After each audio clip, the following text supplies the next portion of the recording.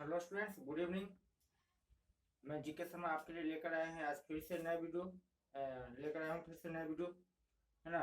हम लोग जो पोएट्री छोड़ दिए थे चैप्टर 7 तक पढ़कर आज 8, 9 और 10 तीन चैप्टर्स लेकर आए हैं आपके लिए। और इन तीन चैप्टर्स का जो वीवीआई पॉइंट्स है उस पॉइंट्स को हम लोग देखेंगे। एग्जामिनेशन तो अब बिल्कुल सर पे हो गया है, सिर्फ संडे का दिन आपके पास है और मंडे से एग्जामिनेशन लगे हुए हैं। तो बाकी जो सब्जेक्ट्स है आपका फिजिक्स, मंडे को शायद साइंस वालों का फिजिक्स है, तो फिजिक्स पे फोकस कीजिए। और इंग्लिश में पोएट्री सेक्शन से या प्रोज सेक्शन से जो भी प्रॉब्लम होता है उस प्रॉब्लम को हम वीडियो में ही देख लेते हैं। जो वीवीआई क्वेश्चन है जो कि रिपीटेड क्वेश्चन भी है, बोर्ड में पूछा भी जा चुका है, उन क्वेश्चन को हम एक बार देख लेंगे। या जो क्वेश्चन एक्सपेक्टेड हैं, जो आने के चांसेस जिनका ज़्यादा है, उस क्वेश्चन को हम लोग देखते चल रहे हैं। और आज भी हम यही करेंगे। जो क्वेश्चन से वीवीआई है उसको हम देख लेंगे चैप्टर वाइज। और बिल्कुल प्रयास कीजिए कि ऑब्जेक्टिव 50 आउट ऑफ 50 सही हो। ऑब्जेक्टिव जितना ज़्यादा आपका सही होगा उतना ही ज़्यादा आपके मार्क्स अच्छे आने को उम्मीद रहेंगे। और उसके लिए ज़रूरी है कि आप सब्जेक्टिव क्वेश्चन ढंग से पढ़ें। जब सब्जेक्टिव क्वेश्चन आप समझने का प्रयास करते हैं तो ऑब्जेक्टिव का काम आपका अपने आप हो जाता है, क्योंकि सब्जेक्टिव क्वेश्चन में ही ऑब्जेक्टिव क्वेश्चन छिपे होते हैं, है ना। कोई भी टॉपिक या चैप्टर से बाहर से ऑब्जेक्टिव क्वेश्चन नहीं आता है। आपके सब्जेक्टिव क्वेश्चन से हर विषय में, सिर्फ इंग्लिश की बात, I am not talking about only English, I am talking about all subjects. सभी सब्जेक्ट्स के बारे में मैं बात कर रहा हूँ। अगर सब्जेक्टिव क्वेश्चन को समझिए, उसके आंसर्स को समझिए, रट्टा नहीं मारना है, उसको समझना है। और जैसे आप आंसर्स को समझते हैं, क्वेश्चंस को समझते हैं, तो ऑब्जेक्टिव्स अपने आप क्लियर होते चला जाता है ना। हम गलती क्या करते हैं कि एग्जामिनेशन के पहले कंफ्यूज रहते हैं, ऑब्जेक्टिव पढ़े कि सब्जेक्टिव पढ़े, तो उसके चक्कर में ना तो ऑब्जेक्टिव सही से पढ़ पाते हैं ना सब्जेक्टिव सही से पढ़ पाते हैं। तो फोकस कीजिए आप कि सब्जेक्टिव पढ़ें। ऑब्जेक्टिव तो आप कंटिन्यू पढ़ ही रहे हैं, या फिर आपके जो टीचर्स हैं वो टेस्ट सीरीज ले रहे हैं तो ऑब्जेक्टिव क्वेश्चंस पे ज्यादा फोकस करते आ रहे थे, तो ऑब्जेक्टिव तो कुछ ठीक होगा। सब्जेक्टिव पढ़ेंगे तो सब्जेक्टिव भी हमारा सही होगा, और उसके साथ साथ ऑब्जेक्टिव अपने आप गिफ्ट में सही होता चला जाएगा। तो अब सब टाइम नहीं है, अब प्रिपरेशन करना है, नाइट में पढ़ना है, सुबह जाकर एग्जामिनेशन देना है, फिर नाइट में पढ़ना है, फिर सुबह एग्जामिनेशन देना है। तो हम फोकस कहाँ करें? सब्जेक्टिव पर करें, है ना। क्योंकि ऑब्जेक्टिव क्वेश्चन तो एक एक के सब्जेक्ट में 500-500 होंगे, 400-400 होंगे। कितना ऑब्जेक्टिव आप पढ़ते रहिएगा। सब्जेक्टिव क्वेश्चन डील कीजिए, जो एक्सपेक्टेड क्वेश्चन है, जो आपको नोट्स दिए गए हैं, खास करके हमारे जो ऑफलाइन स्टूडेंट्स हैं उनको जो नोट्स दिया गया है वो काफी महत्वपूर्ण नोट्स है। आप उसको ज्यादा पढ़िए, है ना। उसको उस नोट्स के सहारे आप चलिए, आपका नंबर सही होने वाला है। उसमें एक्सपेक्टेड क्वेश्चंस भी है, रिपीटेड क्वेश्चंस भी है, और जितना भी वीवीआई क्वेश्चन हो सकता था वो सारा आपको दिया गया है, तो आप उस पर फोकस कीजिए। फिलहाल हम लोग देखते हैं अपने चैप्टर पे। आप देख रहे होंगे मेरे मुंह से वाटर पेपर निकल रहा है, इसका मतलब है कि कोल्ड एक्सट्रीमली है ना। बहुत ज्यादा कोल्ड है, और ओपन विंडो होम में हम शूट कर रहे हैं, तो ठंड बहुत ज्यादा है, आप देख भी सकते हो। दो दो जैकेट पहन के पढ़ाना पड़ रहा है, इतनी हवा चल रही है तेज। तो देखिए, कुछ भी करना है लेकिन आपका नंबर उठवाना है। फोकस अब यहाँ पे यही है मेरा कि आपका नंबर उठवाना है। ये नहीं कि सर पेंडेमिक था, कोविड-19 था तो इस कारण हम पढ़ नहीं पाए। पढ़िए, लॉकडाउन के समय भी हम आपके लिए थे, और ऑफलाइन क्लासेस जब स्टार्ट हुए तब भी हम थे। और अब बाकी जो स्टूडेंट्स हैं जो हमसे ऑफलाइन क्लासेस नहीं पढ़े हैं उनके लिए भी हम हैं। तो बी कंटिन्यू। देखिए, फायर हिम पोएट्री का चैप्टर नंबर जो 8 है वो है फायर हिम। के दारूवाला साहब का लिखा हुआ है। इनका जन्म 1937 में हुआ था। इनका डेथ मेंशन नहीं है, इसका मतलब हो सकता है कि ही जस्ट अलाइव, है ना। I am not confirm, but it may be that he just alive, वो अभी भी जीवित हैं। इनको साहित्य अकादमी अवार्ड भी दिया जा चुका है 1984 में, और कॉमनवेल्थ अवार्ड से भी सम्मानित किया जा चुका है। इंडियन पुलिस सर्विस में ये कार्यरत भी रहे हैं। और एक चीज इनके बारे में हम बता दें कि ये जोरोस्ट्रियन रिलीजन से बिलोंग करते हैं। इसका मतलब होता है पारसी धर्म, है ना। तो क्वेश्चन कभी पार्सियन करके भी दे सकता है और कभी जोरोस्ट्रियन करके भी दे देता है, तो हमको कंफ्यूज नहीं रहना है। हमको ध्यान यही रखना है कि जोरोस्ट्रियन ही पारसी है, पारसी ही जोरोस्ट्रियन है ना।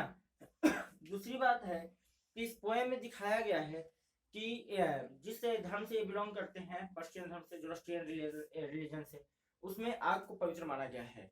और कहते हैं कि जब ये आग शवों को जलाता है तो इस अग्नि से गलती हो जाती है, उस शवों को पूरी तरह से जला नहीं पाता है, जला छोड़ देता है, हाफ बर्न छोड़ देता है ना।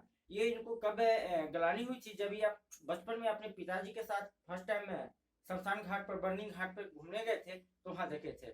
हाँ देखिए, पिताजी से याद आया कि क्वेश्चन पूछ देता है कि किसके साथ पोएट बर्निंग घाट पर गए थे, तो आंसर हमारा होगा विद फादर, है ना, अपने पिता के साथ वो बर्निंग घाट पर घूमने गए थे। अब देखिए लाइन बाय लाइन तो इसको समझा पाना संभव नहीं है पूरे पोएम को, 3-4 पोएम को, क्योंकि 15 से 20 मिनट में हमको शूट करना होता है। और जो मोस्टली चीज आपको हम दे सकते हैं वो हम दे रहे हैं। तो इसकी जो बैकग्राउंड है यही है कि आग अग्नि के बारे में बताया है कि अग्नि अपना काम छोड़ देता है और वो अपने काम को पूरी तरह से अंजाम नहीं दे पाता है, शवों को जला छोड़ देता है। लेकिन किसी दुर्घटना से इनके जो 20 वर्ष पूर्व जो बेटे थे उनकी देहांत हो जाती है और उसको इनको आग के हवाले ही सुपुर्द करना पड़ता है। जबकि जोरोस्ट्रियन रिलीजन में शवों को टावर ऑफ साइलेंस पे छोड़ दिया जाता है। ऐसा उनका माना जाता है कि अगर हम मृत्यु के पश्चात भी किसी अन्य जीव के काम आ सकते हैं तो उनके लिए हमको काम करना चाहिए, है ना। तो इसलिए उनको टावर ऑफ साइलेंस पे छोड़ा जाता है। इस क्वेश्चन से जो टेकन फ्रॉम का आता है या एक्सप्लेनेशन जो आता है उसको हम कैसे पकड़ेंगे, उसको हम पकड़ेंगे इन शब्दों से, एरप्टेड, अम्बर्स, डिवोस्टरी, रिबेलियस, है ना। इन शब्दों से हम पकड़ सकते हैं कि ये जो सेंटेंस है ये फायरहिम का सेंटेंस है। दूसरी चीज है कि इनकी जो फेमस बुक है वो आपका है अंडर ओरियन और क्रॉसिंग ऑफ रिवर्स। इन चीजों पर हम फोकस करेंगे तो इस चैप्टर का एक एक क्वेश्चन हमारा डील हो जाएगा। अब आइए हम देखते हैं स्नेक, D.H. लॉरेंस साहब का लिखा हुआ है। इनका जन्म 1885 में और डेथ किए थे 1930 में, है ना। 45 इयर्स का इनका जीवन काल है। इनकी कुछ फेमस बुक है, द व्हाइट पीकॉक और द ट्रेसपैसर। इस चैप्टर में स्नेक जो चैप्टर का नाम दिया गया है वो सिर्फ नाम ही नहीं है, और ये जो पोएट्री है वो सिर्फ एक कहानी की तरह नहीं है कि वो सांप को देखने गए, उनके मन में ख्याल आया तो उस बात को यहाँ डाल दिए।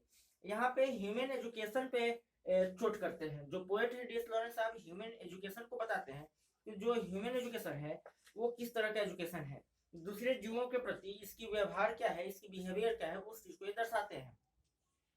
आपको बता दें कि इनकी माता श्री जो थी वो काफी पढ़ी लिखी महिला थी, शिक्षित महिला थी, और जो पिताजी थे वो गलत स्वभाव उनके पिताजी के थे, है ना, नशा वशा करते थे। तो बचपन में तो ये माँ के कदम पे चलते रहे, लेकिन जब बड़े हो गए तो पिताजी का रास्ता अपना लिया था इन्होंने। इसमें दिखाया भी गया है कि the voice of education said to me to he should be killed. कहते हैं कि मेरे जो शिक्षा दी गई है, मुझे जो शिक्षा दी गई वो बताता है कि इसको मार दिया जाना चाहिए, है ना। तो इस चैप्टर से जो मेन वर्ड्स हैं हम कहाँ पकड़ पाएंगे, तो वाटर ट्रप हो गया, कार्बो ट्री हो गया, फिशर हो गया, ट्रेल हो गया। ये क्वेश्चन बार बार पूछ देता है कि the snake looked at the poet, किस तरह से वो जो सांप था वो किस तरह से पोएट को देखता है। तो हम यहाँ वेगोली, है ना, वेगोली शब्द का प्रयोग हम करते हैं। वहाँ कंफ्यूज नहीं होना है कि किस तरह से दिखता है। कैटल ये आता है, काउडेस ये शब्द आते हैं। इतना, ये जो इतना है आपका सिसिलियन है, हॉट डे है, जुलाई मंथ है। इस टॉपिक से, वर्ड से आप कर सकते हैं कि ये जो चैप्टर है आपका स्नेक, D.H. लॉरेंस साहब का, ये स्नेक से लिया गया है, सेंटेंस स्नेक से लिया गया है। वहाँ पे आपका सिसिली में एक कहावत है, ऐसा माना जाता है कि जो ब्लैक स्नेक होता है वो इनोसेंट होता है, निर्दोष होता है। या ये भी हो सकता है कि जो ब्लैक स्नेक वहाँ होता होगा वो कम जहरीला होता होगा, इसलिए लोग उसको नहीं मारते हैं। हमारे यहाँ भी रेड स्नेक होता है जिसको हम लोग हिंदी में बोलते हैं डोरवा सांप, है ना। डोरवा सांप को हमारे यहाँ भी इनोसेंट माना जाता है, उसका भी उतना चर्चा नहीं है। तो डोरवा सांप को लोग मारता भी नहीं है, देखता है क्रॉस करते हुए तो छोड़ भी देता है। तो इसी तरीके से वहाँ ब्लैक स्नेक होता होगा, ब्लैक स्नेक होता है जिसको इनोसेंट स्नेक माना जाता है। और जो व्हाइट होते हैं, जो गोल्डन होते हैं, व्हाइट नहीं गोल्डन वर्ड यूज किया गया है, सॉरी, जो गोल्डन स्नेक होते हैं वो वेनोमियस होते हैं, जहरीले होते हैं। और जो स्नेक इनको मिला था वो भी कुछ ऐसा ही था, गोल्डन था। तो इसलिए उसको मारने के लिए चलते हैं और क्लमजी लॉक का प्रयोग करते हैं। ऑप्शन आ जाता है कि वो किस चीज को हथियार बनाए थे मारने के लिए, तो क्लमजी लॉक का इस्तेमाल किए थे। तो ये आपका वीवीआई नोट्स है स्नेक का। इससे ज्यादा स्नेक से क्वेश्चन नहीं आने वाले हैं, जो कुछ भी आने वाले हैं बता दी कि जो स्नेक है वो इनको वाटर ट्रप पे मिला था, है ना। वो मंथ जुलाई का था और सिसली में जुलाई में बहुत गर्मी होती है, वहां काफी हॉट होता है उस समय, है ना। जुलाई का मंथ था। जो सांप था वो अष्टुप था, सिकुड़ के बैठा हुआ था, है ना। जैसे आदमी बैठता है अपना घुटना में सर लगा के, उसको हम बोलते हैं अष्टुप, अष्टुप पे। तो देखिए उसके बाद आते हैं हम लोग my grand mother house. My grand mother house जो है वो कमला दास का लिखा हुआ है। कमला दास एक इंडियन पोएटेस है, ये आपके ब्रिटिश पोएट हैं,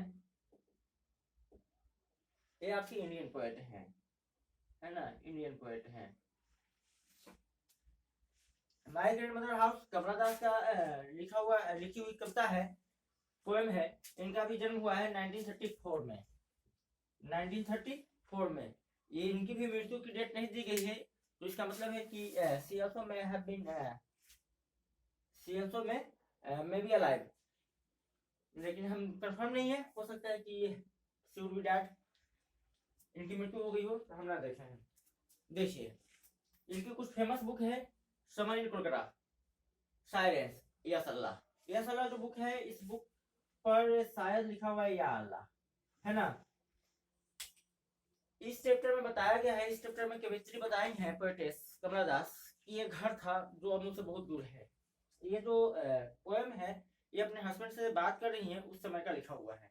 अपने हस्बैंड को बता रही है कि एक मेरा घर था मुझसे बहुत दूर था, जहाँ मेरी दादी रहती थी, मुझे बहुत सारा प्यार मिलता था, बहुत स्नेह मिलता था, है ना। मैं किताबों में खोई रहती थी, मैं इतनी छोटी सी किताब पढ़ती रही थी, पढ़ नहीं पाती थी, है ना, लेकिन वहां किताबें रखी होती थी। वो घर में अंधेरा है, अब वो प्यार करने वाली महिला भी नहीं है, इसका मतलब कि उनकी दादी माँ की देहांत हो चुकी है, ग्रैंड मदर्स की देहांत हो चुकी है। तो ये बताते हैं कि ना तो अब वो महिला है और न ही उस महिला के जैसा कोई प्यार करने वाली दूसरी मुझे कोई मिली है, और मैं अजनबियों के दरवाजे पे उस सच्चे प्यार को पाने के लिए दर दर भटकती हूँ। तो इस चैप्टर का यही सारांश है, समरी है। इसको हम पहचानेंगे कैसे? हाउस हो गया, बुक्स हो गया, मून हो गया, विंडोज हो गया, स्ट्रेंजर्स हो गया, डार्लिंग शब्द का इस्तेमाल अपने हस्बैंड के लिए किए हैं। तो इस चैप्टर का अगर आपको टेकन फ्रॉम सेंटेंस पकड़ना है या एक्सप्लेनेशन आता है, खास करके जो विंडोज वाली लाइन है, इस विंडोज वाली लाइन को तो आप ढंग से पढ़ लेंगे। इसका एक्सप्लेनेशन भी इंपॉर्टेंट है, क्योंकि अभी आपका जो मॉडल पेपर आया है ना, जो मॉडल पेपर आपको दिया गया है साइंस वालों और आर्ट्स वालों का, तो जहां तक मुझे याद है, अगर मैं गलत ना हूं, तो दोनों ही में, साइंस वाले में भी और आर्ट्स वाले में भी, दोनों ही में ये विंडोज वाली जो पंक्ति है उसका एक्सप्लेनेशन पूछा गया है। तो इसको आप याद कर लेंगे। हाँ, there to peer through blind eyes of windows और just listen to the frozen air. या फ्रोजन एयर, इस शब्द को भी याद कर लेंगे कि वहां किस तरह का एयर था, तो फ्रोजन एयर का आनंद उठाना चाहती हैं, फ्रोजन एयर को सुनना चाहती हैं। और इस लाइन का एक्सप्लेनेशन भी आप याद कर लेंगे, उसको समझेंगे। समझ में नहीं आता है तो रट जाओ, कोई दिक्कत नहीं है ना। तो ये आपका था माई ग्रैंड मदर्स हाउस। अब हम देखेंगे जो आपका प्रोज का फर्स्ट चैप्टर है, इंडियन सिविलाइजेशन एंड कल्चर। बिल्कुल लेखक का नाम तो मुंह पे याद होगा, महात्मा गांधी। और देखिए सौभाग्य की बात है कि आपको हम क्लास जब दे रहे हैं तो आज इनकी पुण्यतिथि है महात्मा गांधी की। 30 जनवरी 1948 को इनका देहांत हो गया था, मर्डर कर दिया गया था इनके, है ना। 1869 में इनका जन्म हुआ था, 2 अक्टूबर 1869 से लेकर 30 जनवरी 1948 तक। और आज 30 जनवरी है भी, तो महात्मा गांधी के पुण्यतिथि पर उनके बारे में हमको कुछ जानने के लिए मिल रहा है। उनका विचार हमारे देश के प्रति कैसा था, हमारे देश से लगाव उनका कैसा था, अपने देश से लगाव उनका कैसा था, इस बात को दर्शाए हैं। हमारे देश की महिमा मंडल की है, हमारी जो सभ्यता है जो हमारे पूर्वजों ने दी है वो काफी पुरानी है और हमारी अपनी है, किसी से अडॉप्ट किया हुआ सभ्यता नहीं है, किसी से गोद लिया हुआ सभ्यता नहीं है। महात्मा गांधी यहाँ बताते हैं कि जो हमारी सभ्यता है, जो हमारी सिविलाइजेशन है, जो हमारी कल्चर है, वो इस बात का गवाह है कि हमने कई बड़े बड़े महान सभ्यताओं को ढहते हुए देखा है, उसका पतन होते हुए देखा है। कि हम इसलिए अभी तक खड़े हैं क्योंकि हम नैतिकता के रास्ते पर चलते हैं। Indian civilisation is based on morality, whereas the western civilization is based on immorality, materiality, है ना। जो भारतीय सभ्यता है वो नैतिकता पर आश्रित है, और जो पश्चिमी सभ्यता है वो भौतिकवादिता पर आश्रित है, अनैतिकता पर आश्रित है। और यही वजह है कि उनका पतन हो गया है और हम जस के तस यहीं पे खड़े हैं। महात्मा गांधी आगे बताते हैं कि Indian civilisation is based on belief in God. जो भारतीय सभ्यता है ना वो ईश्वर में भरोसा रखता है, whereas the western civilization is godless. और जब बात हम करते हैं पश्चिमी सभ्यता की, तो ईश्वर विहीन है, उसको ईश्वर में कोई भरोसा नहीं है, वो भौतिकवादी वस्तुओं के पीछे भागता है। आगे पता है इसमें बताया गया है कि जो हमारा माइंड है वो रेस्टलेस बर्ड की तरह है, एक बेचैन पंछी की तरह है, वो हमेशा बेचैन रहता है। महात्मा गांधी कहते हैं कि mind is a restless bird, the more it gets the more it wants and still remains unsatisfied. जो मन है वो बेचैन पक्षी की तरह होता है, दिमाग जो हमारा है वो बेचैन रहता है हमेशा, क्योंकि हम जितना कुछ भी चाहते हैं अगर हमको मिल भी जाता है तो हमारी नई इच्छाएं तुरंत जागृत हो जाती हैं, हम कभी भी संतुष्ट नहीं होते हैं, और इस चीज पे कंट्रोल करना होता है। सिविलाइजेशन का सही मायने में, in the real sense of civilization में महात्मा गांधी समझाए हैं कि जो सिविलाइजेशन है हमको अपने जरूरतों पर अंकुश लगाना सिखाता है ना, अपने जरूरतों को बढ़ावा देना नहीं सिखाता है, क्योंकि अगर हम बढ़ावा देना चाहेंगे तो कभी भी हम संतुष्ट नहीं हो पाएंगे और नहीं हम फुलफिल हो पाएंगे अपने नीड्स से। एक चीज इसमें और बताया गया है, सिविलाइजेशन को डिफाइन किया गया है गुजराती लैंग्वेज में, जो कि क्योंकि महात्मा गांधी गुजरात से बिलोंग करते हैं, तो गुजराती भाषा में सिविलाइजेशन को 2 वर्ड दिया गया है, गुड कंडक्ट, अच्छी आचरण, है ना। लेकिन इसको एक सेंटेंस में भी डिफाइन किया गया है कि civilization is the mode of conduct which points out a man the path of duty. Civilization को किस तरह से डिफाइन किया गया है, इसको हिंदी में आप समझना चाहते हैं तो देखिए, सिविलाइजेशन एक तरीका है जो कि हमको सेवा करने का भाव जागृत करता है, सेवा करने का रास्ता दिखाता है ना। अगर आप में सेवा का भाव है तो आप सभ्य हैं, आप सभ्य हैं तो आप टिकाऊ हैं, आप असभ्य हैं तो आपकी महिमा मंडल नहीं होगी। उसके बाद बताया गया है कि जो हमारी शिक्षा प्रणाली है, जो हमारी अपनी मुख्य व्यवसाय है कृषि, भारत किसानों का देश है, तो जो हमारी मुख्य व्यवसाय है कृषि, तो आज भी हम उन्हीं हथियारों के दम पे खेती करते हैं जिसके दम पे हमारे पूर्वज क्या करते थे, उसी तरह का हल का प्रयोग हम करते हैं जिस तरीके का हल का प्रयोग हमारे पूर्वजों ने किया है। उसके बाद हमारे पूर्वजों ने बताया है, महात्मा गांधी के अनुसार, not according to me, Mahatma Gandhi के अनुसार हमारे पूर्वजों ने बताया है कि छोटे गांव जो होते हैं वो सेफ होते हैं, at they are happy in small villages. हमारे जो पूर्वज थे, एंसेस्टर्स थे, our ancestors were happy in small villages. वो लोग छोटे गांव में खुश रहते थे। उनका मानना था कि जो बड़े शहर हैं, लार्ज सिटीज हैं, वो स्नेयर है, एक माया जाल है, वहां पे गैंग्स ऑफ थीव्स होते हैं, गैंग्स ऑफ रॉबर्स होते हैं, प्रोस्टिट्यूशन होते हैं, वहां पे दलालों का अड्डा होता है ना। तो इस तरह की जो प्रवृत्ति है हमारे पूर्वजों को शोभा नहीं देती है, उनको पसंद नहीं आती है, उनको भाता नहीं है इस तरह का जीवन शैली, इसलिए वो लोग गांव में रहना पसंद करते हैं। दूसरी बात, हम आगे इस चैप्टर से हमको कोई शिक्षा मिलता है तो कहता है, महात्मा गांधी कहते हैं कि देखिए, थोड़ा सा शारीरिक आराम देना आवश्यक है ना, लेकिन पूरी तरह से नहीं। अब ज्यादा ही अगर हम लग्जरी में उलझ जाएंगे, प्लेजर में उलझ जाएंगे, तो क्या होगा कि हम अपने आप को बर्बाद करना शुरू कर देंगे। नहीं, अगर उसमें महात्मा गांधी ने बताया कि हम यंत्रों का आविष्कार नहीं कर रहे, इसका मतलब ये नहीं कि हम कर नहीं सकते, हम कर सकते हैं, but our ancestor did not do it. लेकिन हमारे पूर्वजों ने ऐसा नहीं किया, क्योंकि वो जानते थे कि वी वुड बिकम स्लैब्स। याद रखिएगा, वी वुड बिकम स्लैब्स। हमारे पूर्वजों ने इसलिए इन्वेंशन नहीं की, उन मशीनों के पीछे नहीं भगाया हमें, क्योंकि वो उनको मालूम था कि we would become slabs of those machinery, हम लोग उन यंत्रों के गुलाम बन जाएंगे। तो आपका फर्स्ट चैप्टर से यही है, इसको पकड़ेंगे कैसे, आपको हम बता देते हैं कि हाँ, जो वीवीआई वर्ड्स है, ये जो आपका इंडियन सिविलाइजेशन एंड कल्चर है ना, ये महात्मा गांधी के autobiography my experiments with truth से लिया गया है। किस चीज से लिया गया है? महात्मा गांधी के ऑटोबायोग्राफी, उनकी आत्मकथा माय एक्सपेरिमेंट्स विद ट्रूथ से लिया गया है। महात्मा गांधी एक पत्रिका के लिए लिखा करते थे, उस पत्रिका का नाम था यंग इंडिया। इसको हम पकड़ेंगे कैसे कि ये एक लाइन जो आपका एक्सप्लेनेशन वाला देता है, कहीं बीच किताब उठा के दे देता है, तो चलो हम देखते हैं। Evolve the civilisation that India had evolved in order to be beaten in the world, है ना, आपका फर्स्ट सेंटेंस यही है। तो इवॉल्व देता है तो हम एक्सप्लेन कर सकते हैं अगर हम पकड़ में आ गया। फारोस कौन थे? तो इजिप्ट के रूलर्स थे, है ना। माइंड क्या है? तो रेस्टलेस बर्ड है, एंसेस्टर्स आएगा, हैप्पीनेस आएगा, है ना। महात्मा गांधी इस चैप्टर में बताया भी है कि हैप्पीनेस क्या है। हैप्पीनेस एक मेंटल कंडीशन है। क्या है? मेंटल कंडीशन है। उन्होंने बताया है कि आप अमीर हैं इसका मतलब ये नहीं कि आप हमेशा खुश रह सकते हैं। The rich are often seem to be unhappy and the poor are to be happy. उन्होंने गरीबों को खुश देखा है प्रायः, और अमीरों को नाराज भी देखा है, अनहैप्पी भी देखा है, उदास भी देखा है। देखिए, Indian civilisation is based on morality. भारतीय जो सभ्यता है ना, वो मोरालिटी पे आश्रित है। आपकी पश्चिमी जो वेस्टर्न सिविलाइजेशन है ना, वो इमोरलिटी पर आश्रित है। हम गॉड में बिलीव करने वाले लोग हैं, वे लोग गॉडलेस हैं। तो इन वर्ड्स के थ्रू हम पकड़ सकते हैं कि ये किस चैप्टर से टेकन फ्रॉम लिया गया है। तो आज के वीडियो में इतना ही, बाकी हम लोग कल के वीडियो में देखेंगे। और मेरा पूरा प्रयास रहेगा कि आपको 100 नंबर का हम पढ़ाएं इंग्लिश के एग्जामिनेशन होने तक। कल हो सकता है कि 2 या 3 वीडियो भी हम डाल दें, लेकिन अभी आप लोग फोकस कीजिएगा। इसको तो आप देख लो अभी, क्योंकि कल संडे का दिन है। लेकिन कल के बाद जिस सब्जेक्ट का आपका एग्जामिनेशन है, उसी सब्जेक्ट पे फोकस करना। बाकी इंग्लिश पे फोकस करने की आवश्यकता नहीं है। मैं वीडियो डालूंगा, उस वीडियो को देखना कब है? जब आपके एग्जामिनेशन से पहले वाली रात को, पहले वाली शाम को, उस दिन मेरा वीडियो देखना। उस दिन मेरा वीडियो को लाइक करना, और फिर आना तो बताना सर आपने जो पढ़ाया मजा पढ़ाया, क्या पढ़ाया है। तो थैंक यू, गुड नाइट।